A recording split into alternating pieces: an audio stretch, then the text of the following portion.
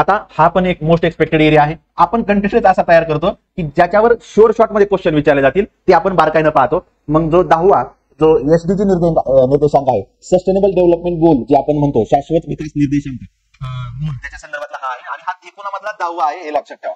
कोण प्रकाशित करतं तर United nation sustainable development solution network हा इंडेक्स पब्लिश करते. एकूण किती आहे? 10वा आहे.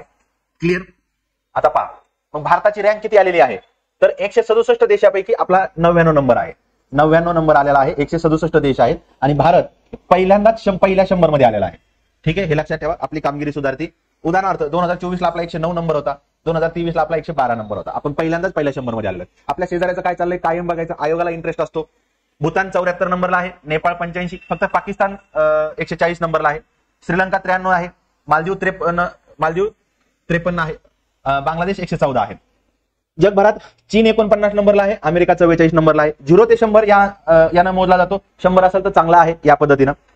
जे पहिले 20 देश आहेत, पहिल्या 20 देशामध्ये 19 देश युरोपातले आहेत. एकच देश आहे जो वेगळा आहे, तो 19 नंबरला आहे, जपान. ठीक आहे, हे लक्षात ठेवा. आणि याच्यामध्ये 17 एसडीजी आहेत. त्या 17 एसडीजी 169 टार्गेट आहेत.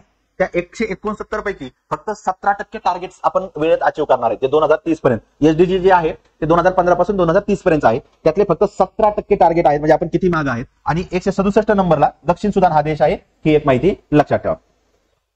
मी तुम्हाला इथं एसडीजी दिलेले आहेत, ते एकदा पाहून ठेवा. मग आता हा निर्देशांक आलेला आहे. मग तुम्ही ज्यावेळेस इकॉनॉमिक्स करता, इकॉनॉमिक्स मध्ये एमडीजी आणि एसडीजी आहेत, ते मी इथं दिलेले आहेत. मी आता इथे रिपीट करत बसत नाही. तुम्ही एकदा हे पाहून घ्या. रिवाइज होणं गरजेचं आहे. आता आपल्याला एसडीजीचा टॉपिक आलाय ना, तर एसडीजीचं म्हटले जे 17 ते 17 आहेत ते पाहणं गरजेचं आहे.